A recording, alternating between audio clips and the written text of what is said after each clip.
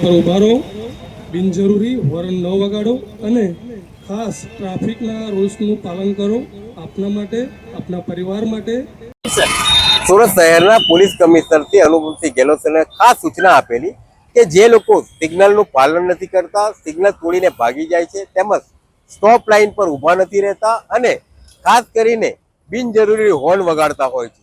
ખાસ કરીને ઘણી વખત સ્ટોપ લાઇનની પાછળ ઊભા હોય તેમ છતાં એની આગળનું વાહન હોય તો ટીટીટ ટીટીટ વગાડતા હોય છે, જેથી બિનજરૂરી નોઇઝ પોલ્યુશન થાય છે.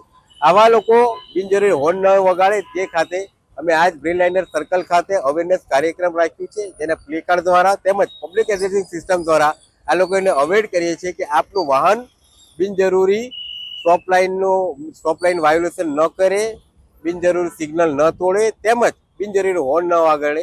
એના માટે ડ્રાઈવ રાખેલી છે અને આ તમામ નિયમોનું પાલન કરે તે માટેની અપીલ કરવામાં આવેલ છે.